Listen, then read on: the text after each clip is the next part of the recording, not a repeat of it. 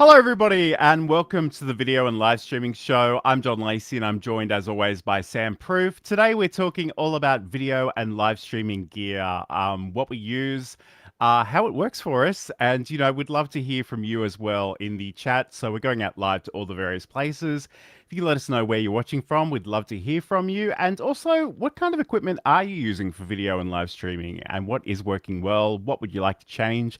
Perhaps what would you like to invest in? So that's all coming up on today's show. Sam, how are you doing today? I'm doing good, John. It's been a week. My youngest just turned 8, so it's been like birthday week. It's not one day anymore. I'm surprised it's not an entire month. This from April to May is like her birthday, my father-in-law's birthday, my birthday, which is a big one coming up, and then Betty's birthday. So it's like bang, bang, bang, bang, bang. It's just craziness. But that's what's going on. Plus, we have new foster kittens, all crazy stuff. How are you? I'm doing pretty well. Yeah, it's funny you sort of mentioned that. I know some people who are a lot older than your daughters that do celebrate an entire month for their birthday. So that does seem to be a thing. But I'm doing pretty well. In some ways, it's been a really good week, really straightforward week. But in some ways, it has been tinged by a little bit of sadness. Yeah. I know, and again, I say this as an Australian, but I did want to acknowledge the fact that Sir Barry Humphries, the Australian comedian, who's probably best known for bringing us Dame Edna Everage, had passed away earlier in the week. And I'm such a huge fan of his work, and I don't know how well it translates to various places in the world, but there was something so rich and beautiful about his back catalogue. And I don't know, grief makes you do funny things. I actually purchased, and again, you probably won't see this very well because of the lighting, but this is a very obscure 1989 CD that I managed to track down on eBay for an obscene amount of money earlier in the week, but it cracks me up, and I just love it. I guess the other thing that we do want to take some time to acknowledge is the passing of Terry L. Roth. Now, I'm going to try and not be too emotional in this moment. I do have a little bit of things to read, and then we might talk about him briefly. And we do actually want to dedicate this episode of the show to him. So Yeah. Terry was a celebrated musician known for his work with T. Roth and Another Pretty Face and Zen For Primates, though YouTubers will most likely know him better for the characters Zipster and Loco Mama. And we were both quite honoured to know him during his lifetime, and we do send our heartfelt wishes to his family and friends during this difficult time. He really was one of the original YouTubers, and just had such a great sense of humour, just a really funny and clever human being. Yeah, he was great, and he was a friend to everyone. So. Absolutely. So like I said, we do want to dedicate this episode of the show to him.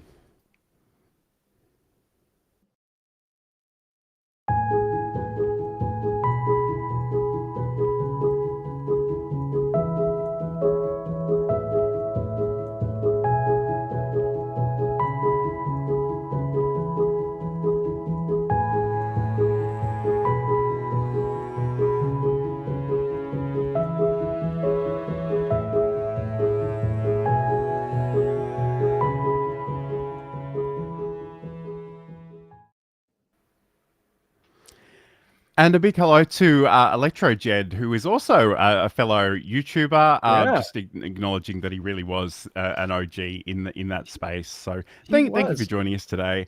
Yeah. No, Terry was. I mean, he was at his, at the height of all of the changes of YouTube. He was like the forefront of all of that stuff. He was a prolific video uploader and the first YouTube partner, if not the second. There's I some think he was the timeline issues. second. I He was don't know. supposed to be the first, I Yeah, I believe. don't know if it's actually true, but I have heard this bit of folklore that he was almost the first, but he missed a phone call, and then I think somebody else, maybe Michael Buckley, got that phone call. Yeah, I don't know. maybe. I mean, you could probably look it up. And I guess the other thing I would say, in some places, depending on where you're watching this, I have actually linked out to some resources, including sort of Zipster's YouTube story. So Yeah. I'd encourage you to take some time and learn a little bit about him if you don't already know. But so this is the video and live streaming show. Today we're talking all about our video and live streaming gear. People can be a little bit nervous about, what gear they're using, and we're not professional gear reviewers. Like, we don't use everything, we don't try everything under the sun, but we did want to take some time today to really explore the things that we use and the things that we kind of find work well for us.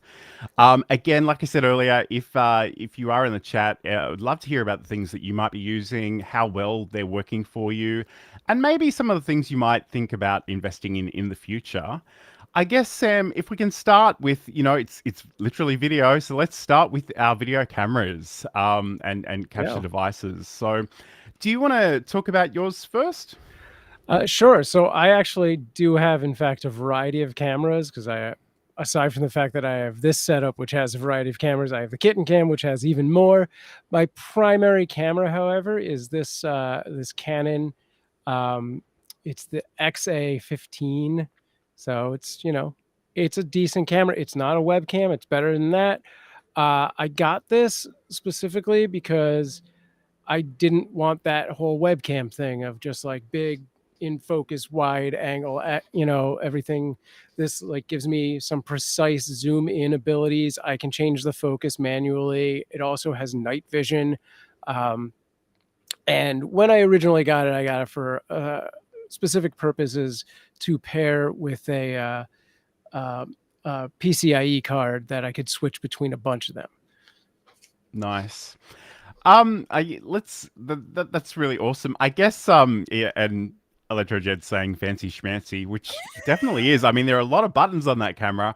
There are. Um, I mean, it's I a camcorder, Yeah, sure. glorified, but it's a camcorder. hmm I just mentioned the thing that I've been using for some time now is this one, the Sony ZV-E10, which is a great camera. Um, it's it has some quirks. I mean, I love it, and I do use it as a web camera, and it's physically attached to my computer 24/7 in a very particular way, which we'll talk about in a moment. Um, it has some quirks though, and I kind of, as much as I love the quality of the thing, and essentially I use this as a very fancy webcam, a very expensive webcam, if I'm being I mean, honest. me too, really. I never Yeah. that thing never comes off its tripod. And I guess a couple of things just to give people the heads up if you are interested in purchasing this camera, and it is a good camera. Like, don't get me wrong, but it does have some quirks. And number one is that you can actually connect this to your computer and use it as a webcam with USB.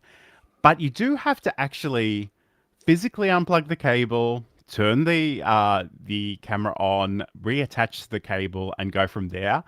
And it's not as high quality as the HDMI output. And the other thing too, which is kind of weird as well. And I'm telling you all this up front. I genuinely love this camera, but I just want you to be aware of this. The other thing too is if you want to use USB as a power source, Mm. it has to be purely power.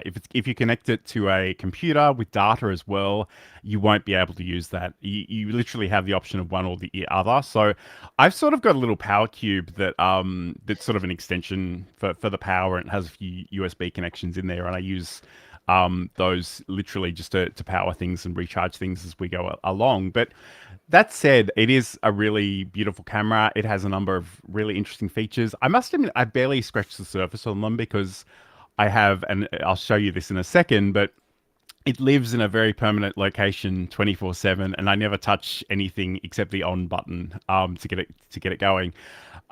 So And again, I just want to acknowledge the fact Electro Jed has this comment here. To be truthful, the Yeah, old school camcorders made the best webcams and they last the really do. longest. Um, yeah, I wanted to say that what you were saying kind of reminded me that while I'm pretty sure this camera does have HDMI, I actually use an SDI out because I was using HDMI for my I have a knockoff GoPro from Yi Action, and that was using my HDMI in, Hmm. which is technically something else that we'll get into later. So yeah, this has been SDI and probably would be higher resolution if I went through HDMI. But the other thing I wanted to say was when I made this original decision, it was because I didn't want a webcam, but also the other option at the time was like to do a DSLR. And at the time, all of the DSLRs were not made with webcam in mind. So they have automatic shutoffs after like 30 minutes or something like Hmm. that, which is why I went camcorder. And there is actually a setting on this camera to turn that off. And if you actually go and look at my YouTube channel, you'll see that after we did one of these shows for an hour, we were trying to record a promo, and halfway through the promo, my camera just dies. So, that's another thing to keep in mind as well. But and I feel like I'm really dwelling on all the negative things, but I genuinely do love this camera. And I know there are all kinds of variations on this camera. There's some much cheaper versions. Like I said, we're not really a gear review channel, so Yeah. I don't really know all the nuances with those, but they do seem to be a lot cheaper. But let's talk about, and we sort of alluded to it earlier, but actually bringing these cameras in, because these aren't necessarily designed to act as web cameras that you just attach with your USB Yeah. cable and get going. Um, I guess I'll start first on this one. So let me just find it from the list, and I don't think I uploaded it in the end. But It's it's okay. the Elgato Camlink.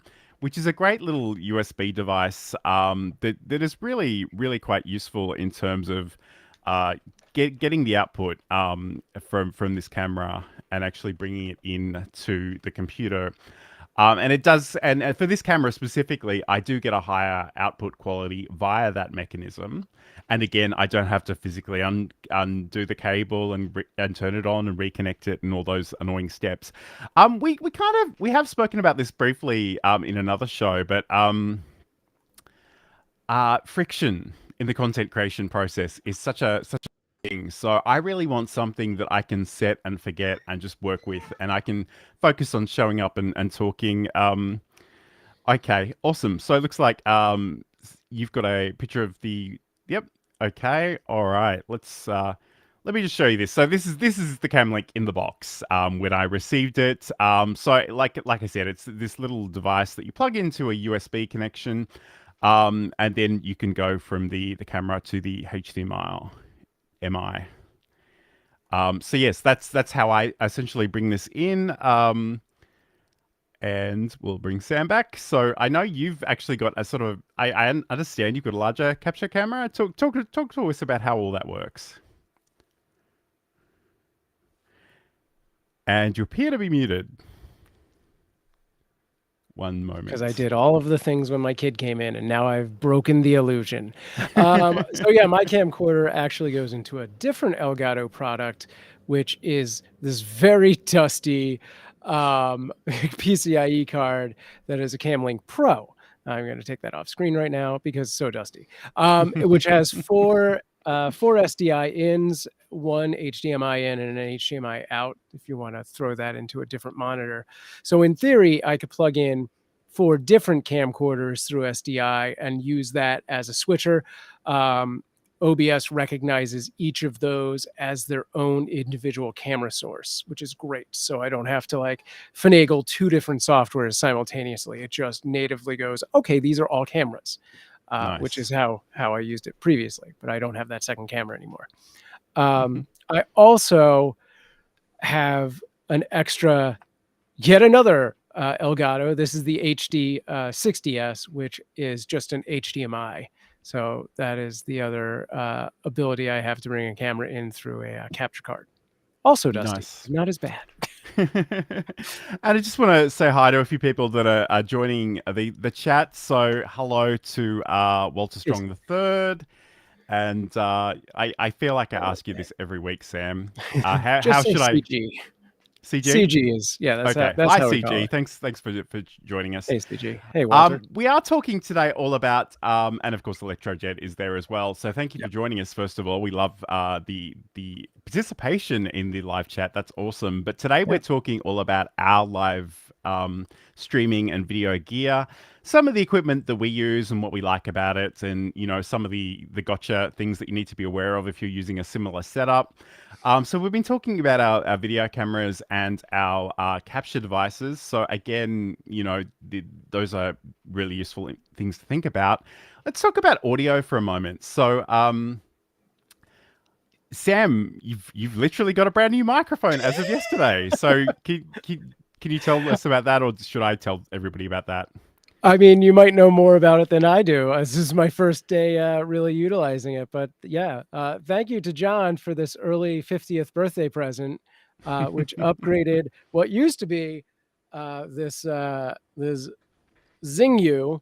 That thing's gone, and now I have this guy, And I which should is say, I don't think there's anything wrong with that old no, microphone, but the Zingu is a it is a good condenser microphone. microphone, and it Yeah, really was capturing a lot of the higher frequencies yeah, and the fan and some of the background noise.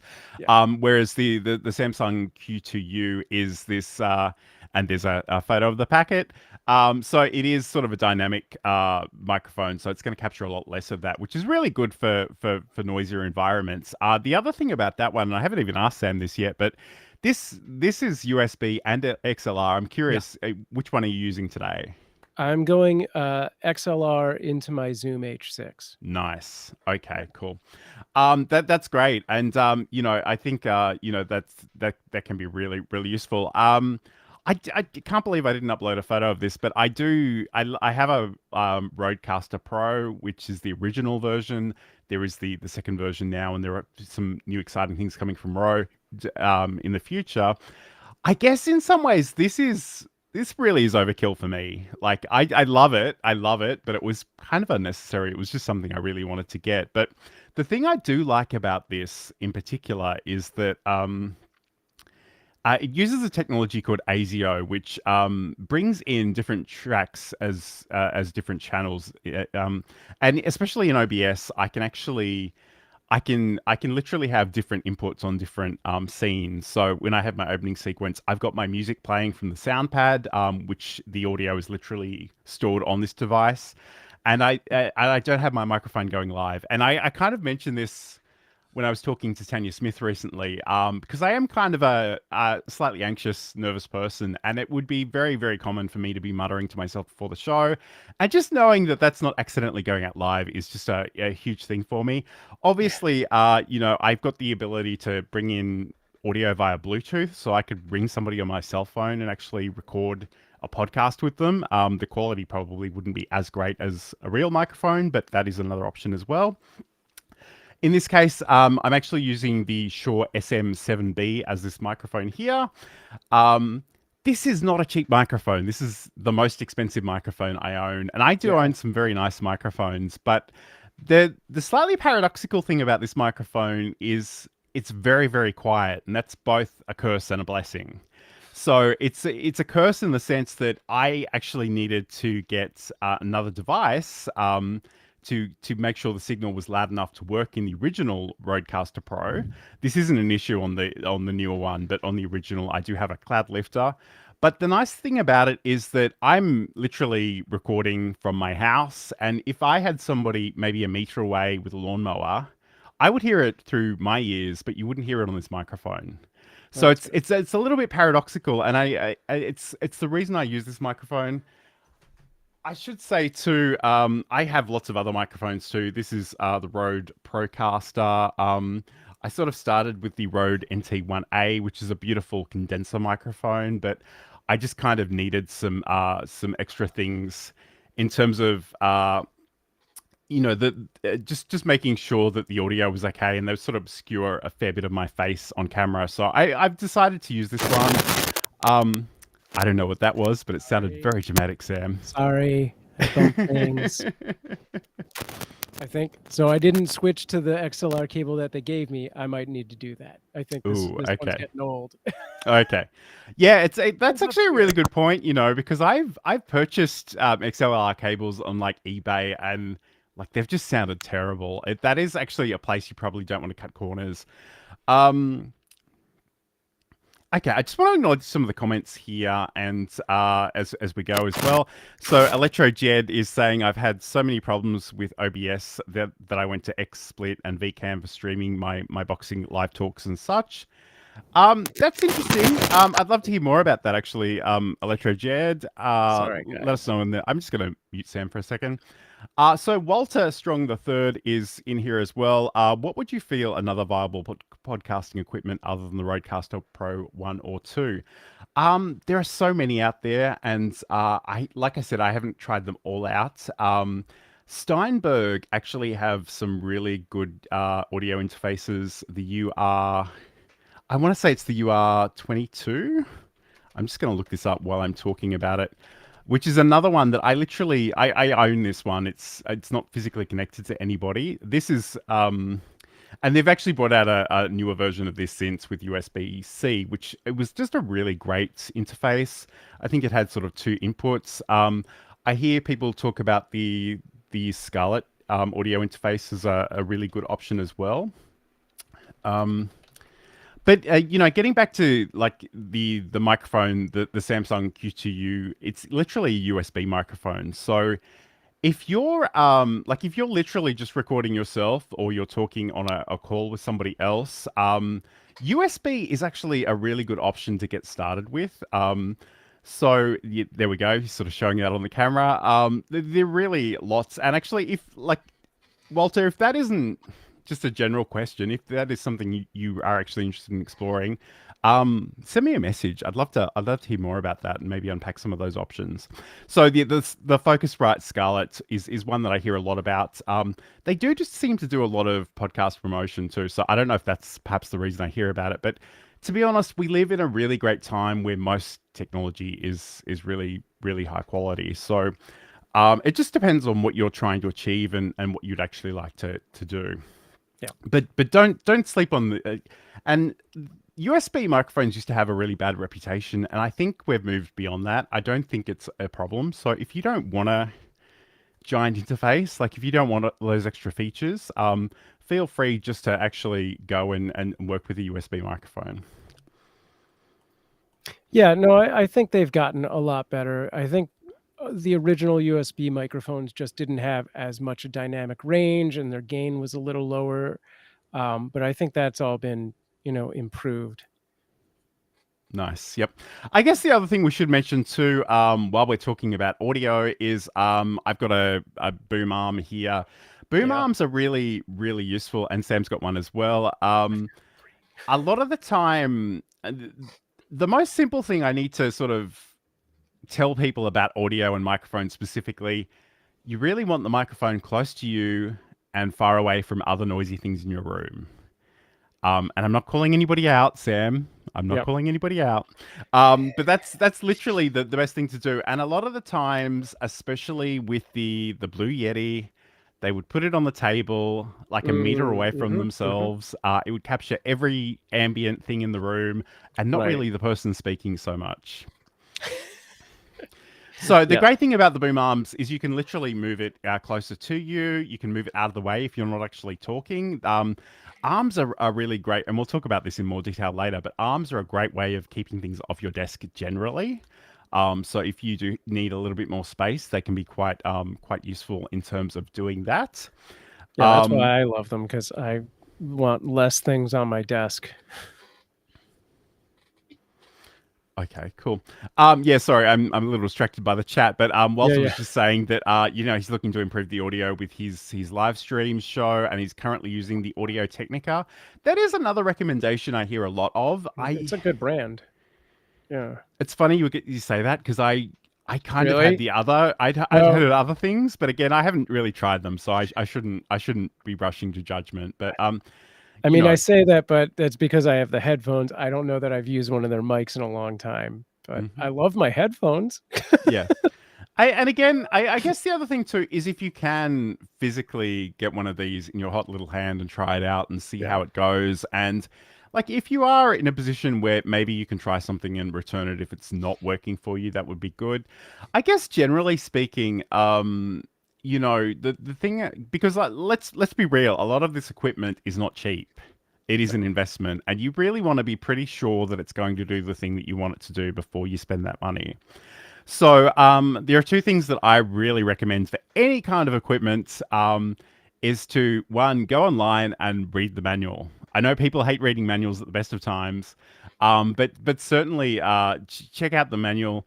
Don't assume it does the thing you want it to do. Make sure you check. But the other thing too is watch those YouTube videos. There are so many reviews. Keep in mind that sometimes they may be paid for promotions. Yeah. So keep that in the back of your head. But if there's something you particularly want to do with your equipment, make sure you can see somebody physically demonstrate how that works. Because it can be really like you can get so swept up into the marketing and run out and spend $5,000 on something and then suddenly discover, oh, it doesn't do that one thing I wanted it to do. Okay, so let's talk about lighting. Lighting. All right, let's talk about lighting. So again, I've actually, and again, like you don't need an elaborate setup, especially if No. you're starting, but a little bit of strategically placed light can make a world of difference. I think I mentioned on the show a few weeks ago that when I first started with my Logitech webcam, I literally just had a desk lamp with a posable neck, and it's amazing how much better even that's just a bit of fill light helps me look on camera. What I actually do use at the moment, and I'll show you a photo of this later, or maybe even a video of this later. But I've got two Elgato key lights, and they're amazing. They're not cheap. I have to be honest about that. They're hundreds and hundreds of dollars worth. And I like them. I kind of the thing that blows my mind is just how bright they are, and I Yeah. literally only use like 4 to 5% of their possible brightness because that's all I need. But they're sort of on their own arms that they come with, and I've mounted those to the desk. I've got two of them, and yeah, I do have I turn on the light in this room as well, but that's really all I'm using. Sam, talk to me about your lights. So I had a picture. I didn't upload it, but you can kind of see my light behind this camera here. Hmm. These were gifted to me. I don't even know. It was probably like an Amazon basic pack for like $120 for 3 or 4 lights. They're, multi-bulb in there, and they're in soft boxes. So they take up a good deal of room. They are on stands and the boxes, whereas your key lights are like flat panels, if I'm not mistaken, which Hmm. take up a lot less room. So that's what you're paying for. Plus, I believe you can control the color temperature to some extent. Is that right? Yes, you certainly can. And Yeah. the one slightly weird thing about the Elgato key lights is you operate them via an app via Hmm. Wi-Fi. Hmm. And Yeah. I don't want to stream on my Wi-Fi because I'm gonna lose that quality of connection. So what I do instead is I have the Elgato app on my phone, and I press a button to turn them on when I need them, and I do the same when I turn it off. Yeah. If I was on the same Wi-Fi connection, I could actually set up some buttons on my Stream Deck to do that. Yeah. In fact, what I might do, this is going to be a bit of spoiler for part of the rest of the show, but I'm going to play a really quick video clip. So check this out.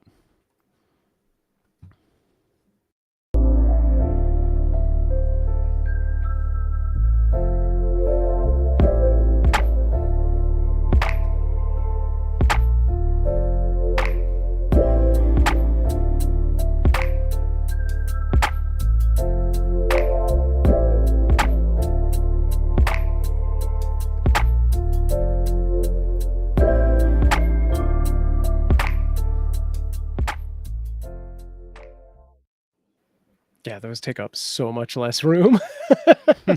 Um, what I wish I had uploaded that other picture, because what I've actually done since I'm in a garage is I have taken one of my stands. One of them is just normal, the one over here. The one over there, I've jerry-rigged, flipped it upside down, and jammed it into the rafters of my garage so that it is not on the ground. So it takes up a lot less space, which is nice. The box, of course, still takes up about 5 or 6 times as much space as your key light does. It's kind of crazy. And I But guess like the other thing, like again, we're talking about our own personal setups, and these things work well for us. But I did speak to Tanya Smith on Stream Like a Boss TV a few weeks ago, and I know like a couple of things that she's mentioned is that if you're somebody who wears glasses, you need to be thinking about where the light is reflecting. yes. And she sort of had sort of a cheaper version of these sort of key lights, and ultimately went with more of a softbox approach because that Okay. just didn't create those reflections. Interesting. So it would be really I guess that's what you've got to think about and even just in terms of the controlling the color temperature.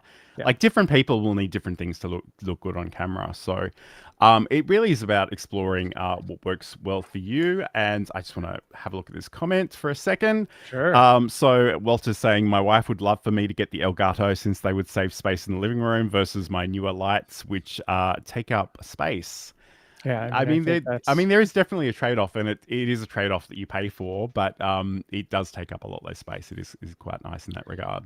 yeah, if I had, if money was not an option, I would definitely upgrade to at least a couple key lights and replace these big guys right now. Yeah, although I don't even know, like that one, it would still have to be on a stand. So it feels like it's as out of the way as it would be if it was a key light. It's just the vertical space at that point. Um, But while we're talking about lights, in addition to practical light, I do also have all of these colorful lights, which is a combination of Philips Hue bulbs and then an LED strip from Govee.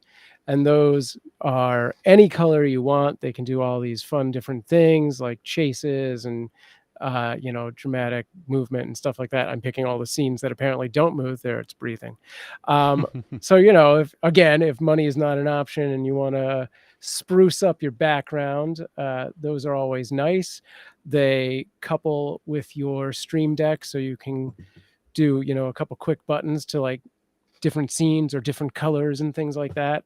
I have both of these in this setup as well as the kitten cam.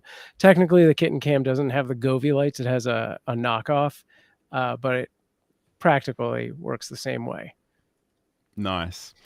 And I mean, they do certainly bring a certain ambience to you. I mean, obviously, the thing that you probably figured out in that clip that I just played a moment ago is that I'm in front of a green screen all of the time. So, I mean, I don't think that would work for me particularly Right. well, but I do Sure. see that a lot, and people sort of love that particular look. So again, if it works for your setup, by Yeah. all means, it probably is a good investment. Um, this is perhaps something people don't think of quite as much in terms of video equipment, but especially for live streaming, I want to talk about like our screens and monitors. And I guess in some ways it probably doesn't matter what you're using, but I mean I've got two Philips monitors and I've also got a an additional screen for my teleprompter, and I'll talk about that in a second. But the thing that I and I again the thing I love about my setup is that I've got my monitors on arms, and they actually allow me to reposition them, but also literally turn them from horizontal to vertical. And if I'm recording a software tutorial and then I want to use it for YouTube Shorts or TikTok, it's a great way of capturing that in an almost native way, so I can use more of the screen and not sort of blur it up unnecessarily large to fit it into the frame. Um, but in fact, I was sort of going to talk about this a little bit later, but I think let's do it now. So one of the things that Sure. I do use is a teleprompter, and this is a DesView. What is it? T3S, I believe. I'm sure I've got this on my list somewhere here. Um, Yep. So anyway, this essentially, and I've got it mounted by the Elgato multi-mount system. These are actually what they call strong arms. There's actually two of them here. One is for the teleprompter itself, and one is for the camera that's sort of inside of the teleprompter. And there are a couple of things we can do with this, and I've got a whole video on this. So if you want to go to Learn Live Streaming on YouTube, you can watch the whole video if you like. But essentially, I can either work with it with a camera. I'm sorry, not a camera. With either with a phone or an external screen. So the nice thing about the phone is that this will actually come with a Bluetooth remote, so I can sort of scan through what I'm talking about. But I have recently also purchased this Feel World monitor, which again essentially acts as a an digital display, so I can see, I can sort of have text on there that I can read, or I can, whatever I'm doing, but essentially have that reflected. It is important that you do have a device that will actually reverse the screen so it reflects properly in the glass and the mirror of the teleprompter. But those are a couple of things that I found really, really useful. So maybe Sam, if you can, I think you have a picture there of your screens and the rest of your setup. Yeah. So talk us through that one. Let's see. Is there a good setup for this? Yeah. So I have 3 monitors, and the 2 on the left there. I was trying to find a good. How do I make it? I guess I can't make it full screen because it's not the right resolution. But anyway, aspect ratio.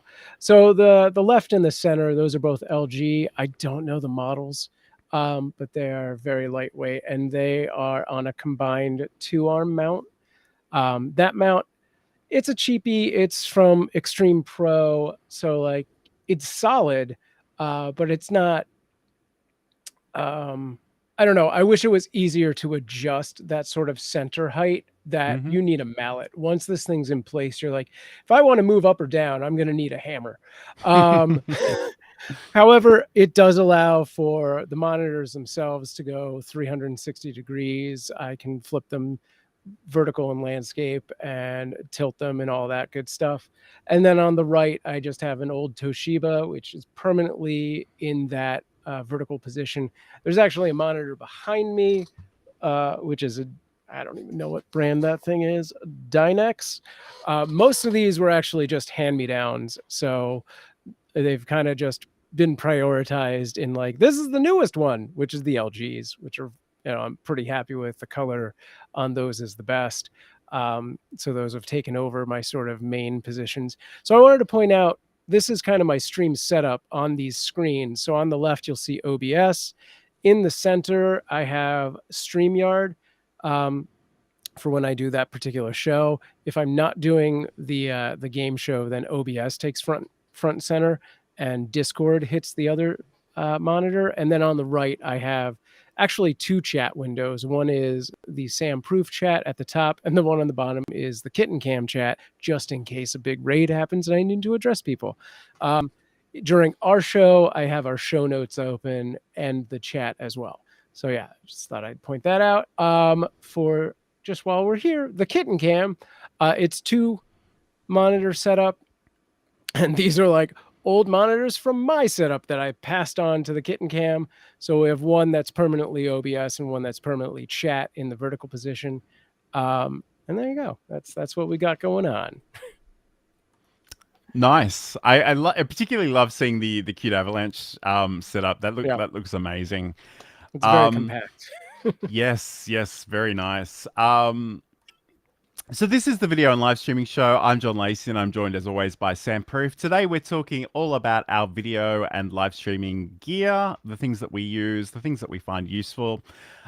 We're probably a good opportunity for you to reflect on your own use of video equipment. So if there's something that you love using, or maybe you're struggling to use, or you maybe are thinking about investing in something new, we'd love to hear about it in the chat. So let us know. We're going out live to all the various places, so it'd be great to hear where you're watching us from. So I guess, I did have down here to talk about rigging. And to be honest, I think we've probably covered it already, but yeah. I'll just very briefly show you this again. So essentially, everything is attached to the Elgato multi-mount system for me. Those vertical things actually came with the lights themselves. And I think, honestly, that's part of the reason they're so expensive, because you get the mounting equipment and the lights. Yeah. But the nice thing about this is that I bought a couple of strong arm mounts, and again, they sort of hold up both the camera and the teleprompter unit. So that's been really, really useful for me.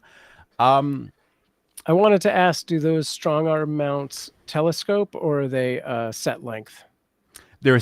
well, no, they are a set length, those ones. Mhm. Yes, yeah. Okay. So there are other ones. I guess the other thing that I was quite concerned about, and the reason I don't have it's really sort of a phone-sized teleprompter rather than a tablet-sized, and that was Mhm. just because I was concerned about how much extra weight I could have coming off that single pole. Sure. Yeah. But to be honest, like for my purposes, it really works out well. It's funny, people have a lot of feelings about teleprompters, and some people are like, I can't read. And I'm like, well, that's great, but maybe that means you need to work on your reading skills. But the thing that really sold me was that once I had it installed and I had I don't know, 1 2 minute video and I just read it perfectly on the first take, I Yeah. thought, this is going to save me years of my life. Like it is so useful. Yeah, I mean, I think that's something we could talk a lot more about in the future, but really, I think there's a misconception that you're reading like a novel worth of script off a teleprompter, which doesn't have to be the case. You know, if you are not the person that can write out everything and reverberate it and regurgitate it back out, and maybe there's different use cases for it. Maybe you use bullet points, maybe just some sort of small notation. I think what you do, you have like OBS running on it. That's a use that I wouldn't have thought of. Like everyone thinks I'm just reading on it, but really it's anything you can do to keep your eyes on the camera and maximize your, condense your space really. So I think that's a great use for it that the normal person might not have thought to do. Absolutely. And I guess, and I have mentioned this on the show at other times, but somebody who works for a company that sells a device that essentially lets you put your webcam on top of your screen, sort of dropped into my DMs. And they're like, I notice you're looking away from the camera a lot. And I thought, there's a reason for that. And like but now for this show, for example, like I literally have restream in the teleprompter. So I'm trying to look at that Yeah. more than I do elsewhere. You will see me actually look away from the camera when I'm reading the comments, because again, it's a little bit too small to see on my teleprompter unless I use the Windows magnifier, which I do sometimes. But I guess it's great to have that eye contact, but Yeah. you don't want to be robotic. And I know, and I'm sure I've ranted about this recently as well, but there's literally tools now that will use Yes. AI to make it look like you're looking at the screen, whether you're maybe the back of your head is facing the camera. Like it's so unnatural and so weird, and I don't recommend it. But I wouldn't stress about those things because No. obviously there's like you've shown your setup. There's a lot happening when you're doing a live show. Yeah. Um, I guess if we talk about some of the accessories, so obviously I've mentioned the teleprompter. One thing that I guess can be sort of easy to take for granted sometimes is just having an extra hub. So if you need extra HDMI outputs or USB inputs, just having a hub that can connect to your computer, especially like if you're streaming on a laptop and you've got a setup where you can just connect the laptop and disconnect it and go, that can be quite useful as well. Obviously in that video I played earlier, I do show the fact that I've got a green screen. I'm always behind it. Or it's always behind me.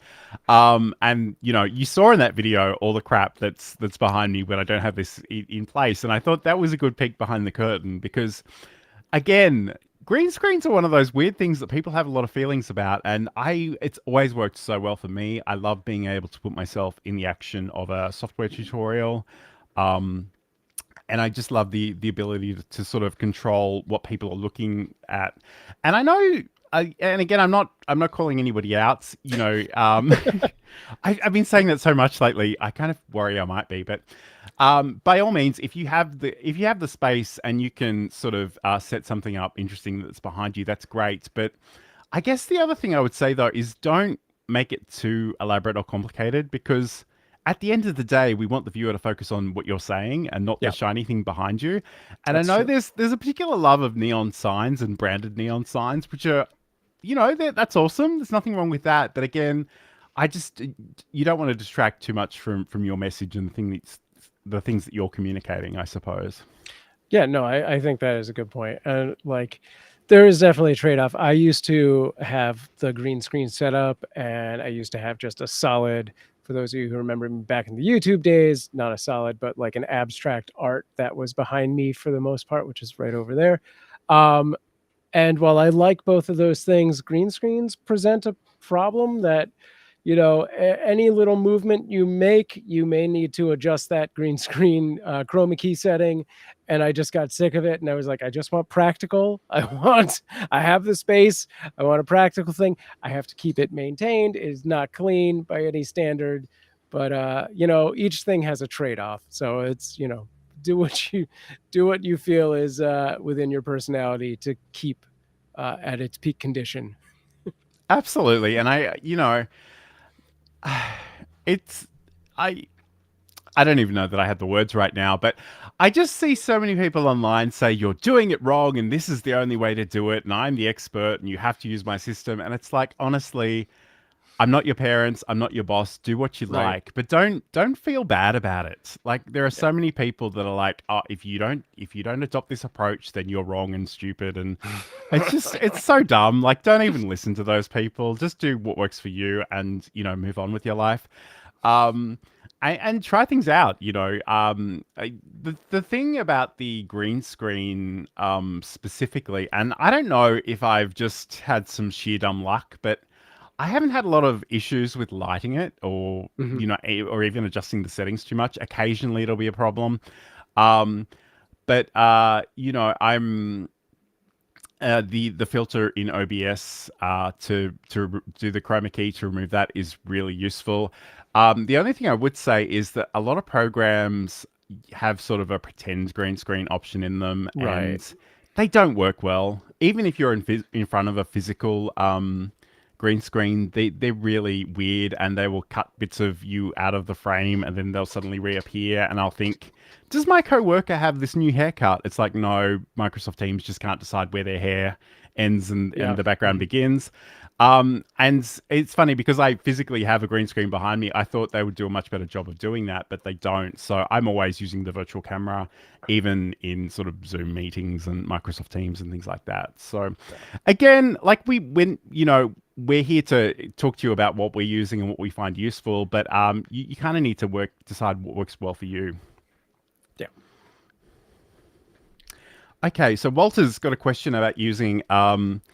What are your thoughts on using a green screen that is a solid color as a background of your settings? So, there's probably nothing wrong with that. Again, as long as it's not too distracting from you as the presenter on screen. Because I guess that's the other thing. It doesn't necessarily need to be a green screen. It could just be a background. It could be, Sam alluded to the fact that in his early days of YouTube, he would have that painting behind him most of the time, and that was part of his branding. So again, as long as it looks presentable, I wouldn't stress about it too much. And if you do, you can actually buy sort of these green screen setups that allow you to change the particular fabric that you're using on them. So photographers have traditionally used those a lot. So again, I don't think there's anything wrong with that. I think just make sure it's not too distracting, it's not too busy. You don't want, as long as it's not distracting from you, I don't think there's really a problem there. So, try it out and see how you go. So if I'm reading this right, it's just you have the green screen behind you and you're not chroma keying it out. You're just leaving it there That as a that was my solid background. understanding. My Yeah. my one comment on that is just be careful because people are going to use that. Yeah. Like they're That like, that that well, is a I good can chroma key point. that out on my side and put Yes. you in, a pirate ship or Hmm. whatever, like suddenly you're talking about the LA Zoo without knowing it. I don't know. Actually, that is a great point, and that didn't even occur to me. But you do see these things on social media where a politician has worn the wrong color shirt, and I Oh yeah. guess when it's a still image, it's even easier to sort of replace those things. But I like to pretend we live in a nicer world than that, but we probably don't. So that is a great observation.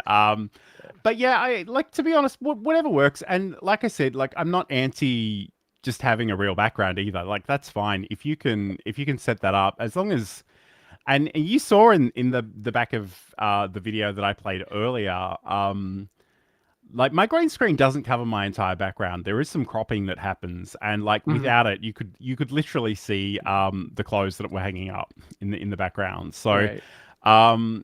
just you just got to think about what you do. And again, because I'm kind of constrained to a particular part of my frame, I try not to move around too much. And I think some people would think of that as being a terrible constraint, but when it comes to editing, because I'm not moving so much, it looks really natural if I have to cut out an entire section. Yeah, I mean, if So you wanna that's turn been yourself into a vertical video, it's pretty easy, whereas I'm yes, doing this, yes. moving my It's hands funny. around. Alan Alda from Mash has his own podcast.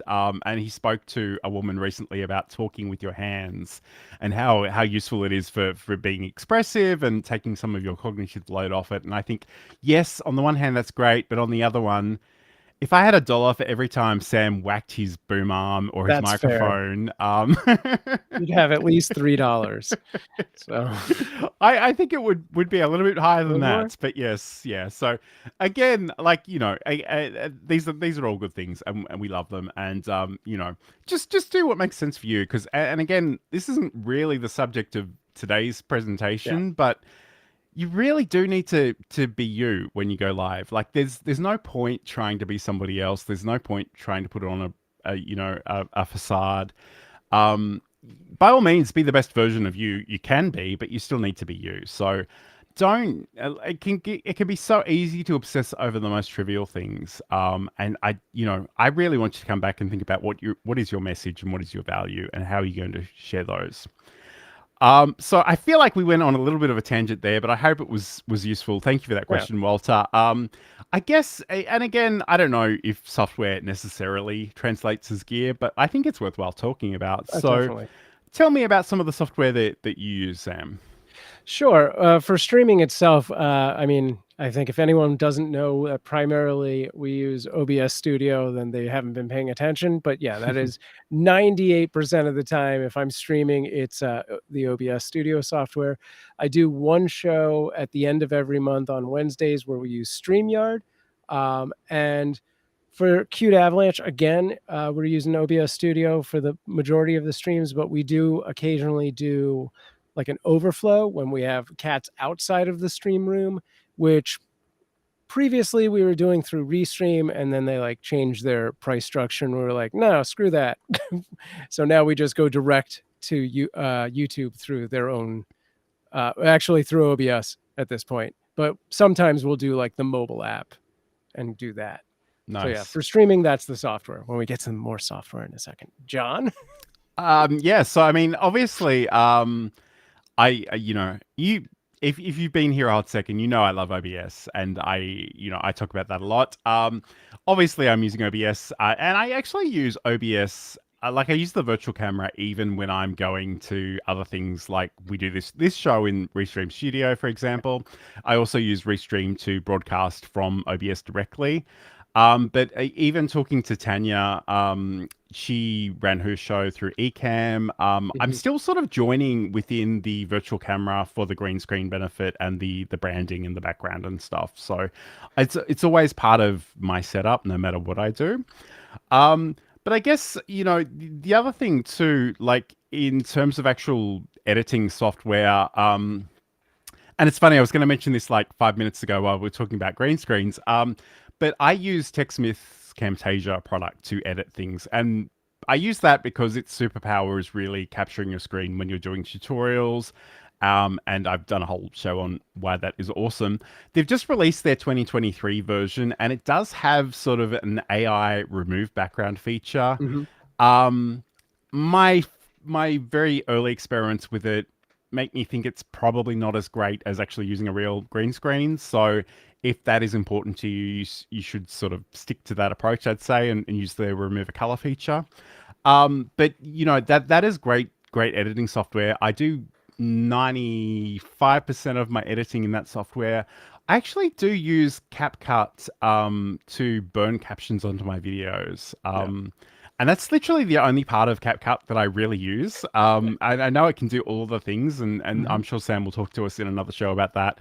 Um, but I sort of use those two products in terms of editing. I do use a program called Happy Scribe for transcriptions. And again, I bring those out of Happy Scribe and put them into Camtasia, and then I move them over to CapCut, which I know sounds like a lot of work and probably is, but I have I'm a bit of a control freak, and I have a very particular way of working with my captions, and that's important to me. But Sam, talk to us about editing software for Yeah, videos. so I am using CapCut for pretty much everything at this point, and I do use the auto caption, which I like. I do think it's a it's both really nice, and also I find it a little limited. Like you could do some way fancier things with like an Adobe Premiere or After Effects if you wanted like very specific things. If you ever see like those vertical videos where like individual words are popping out and like have different background colors, that's not going to happen in CapCut.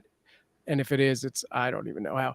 But it does do some quick easy like all caption adjustments, which are great. So you're like going through it and you're like, wait, this style is just not working for me. I've already auto captioned everything. I have 50 different captions plus.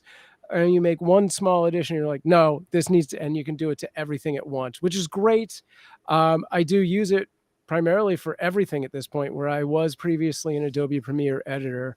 I have moved pretty much my entire process into CapCut. So yeah, that is my tool at this point.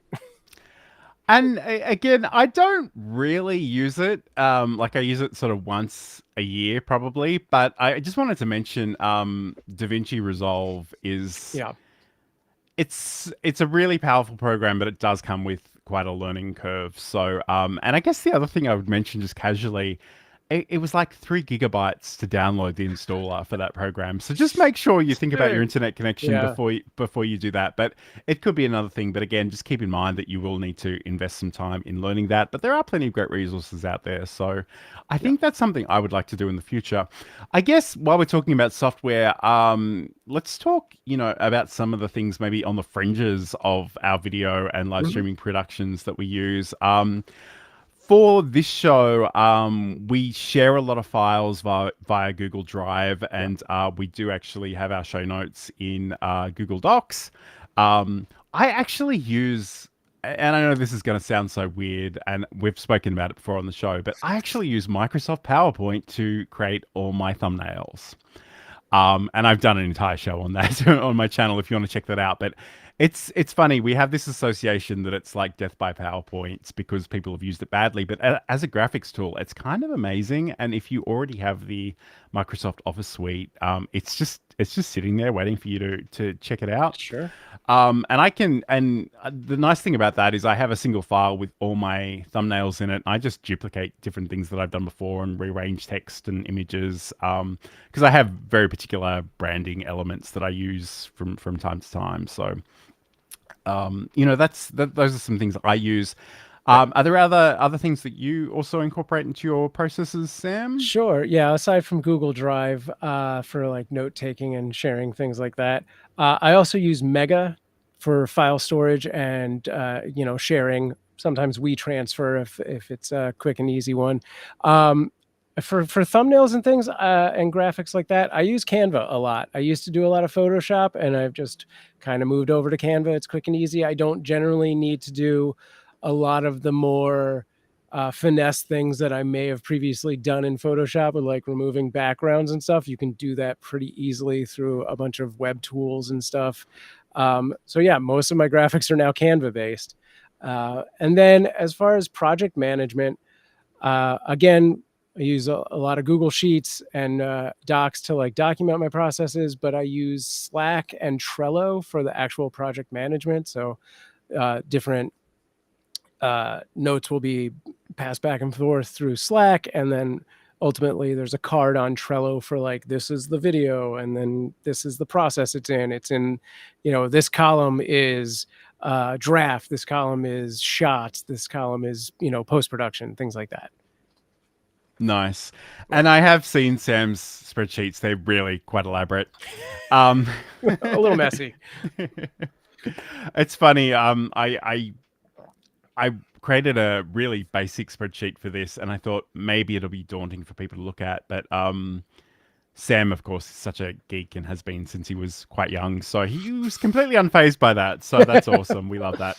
Yeah. Um, yeah, awesome. So, today we have been talking about our favorite live gear, live streaming and video equipment and gear and software. I guess, as before we come to wrap up today, Sam, where can people learn more about you and what's your content and all those good things? Sure, you can find me at samproof.tv, and you'll find my links to everything there. I do occasional shows on Twitch at this point. Right now, I'm focusing mostly on Cute Avalanche, so it's more stuff over there. Nice. And if you want to catch up with anything I'm doing, you can head over to johnlacey.com. There are links to all the social things in the footer of that site, and we have a whole bunch of articles on OBS and other things. So I'd love it if you check that out. Feel free to connect with me wherever you're watching this. I'd love to hear from you. So yeah, I guess Sam, do we have any sort of final thoughts about what you would like to maybe like how well do you think your setup is working? Are there things that you would like to change moving forward, or are you pretty Yeah, happy? sure. I mean, I'd love to get more, just a million more cameras. No, uh, I think it's funny. The one thing that jumps out to me is like, this is the thing I need, and it's for the other room, is I want a USB hub. All of my USB hubs are horizontal, so they're butted up against each other. And if you Mm-hmm. have one big thing like that cam link, suddenly you've lost two slots instead of one. So I need one Yes. that's vertically aligned. That's my big ask, is like, I need a vertical USB hub. And you? Yeah, that's amazing, and yeah, I totally like the Cam Link is quite a thick device, and I have that exact same problem. I just have one less USB connection, but to be honest, I'm reasonably happy with my setup at the moment. It's funny in my newsletter this week, I sort of teased that I might have a studio tour, but my desk is still a hot mess. So if there's anything I need to change, it's probably just cleaning up a little bit more, and making Yeah. sure that I don't have a million CDs on the table. Um, I guess because I've got the teleprompter and the video camera there all the time, I do need to be a little bit mindful of how I position my monitors. Mhm. And at the moment, I probably would want one of my monitors to be a little bit lower, but at the Rodecaster is physically directly underneath it, so that's something I might need to tweak. But I guess the other thing too I didn't mention was that I am sort of on a sit stand desk, so I Oh, can yeah. sort of raise this up and down. But even then, and this is possibly a whole other show, but as someone who does spend a lot of time in front of the computer, every part of my body creaks and aches from time to time. So I do need to be very mindful of that. But I think for the most part it's working, and I think we're both gear enthusiasts. But at the end Yeah. of the day, you don't want to get too swept up into the FOMO. And like obviously the Rodecaster Pro has come out. There were going to be more things like the Rodecaster Duo is coming soon. But this old faithful unit still works fine. I don't need anything extra. So I think sometimes just taking a moment to appreciate what you've got is really really useful. You know what? We did a whole show about our tech, and somehow, as opposed to every other show, we didn't mention that we both use Stream Decks. Every other show, I think we mention this Hmm. all the time. Somehow we didn't do that this time. But yes, we both have Stream Decks.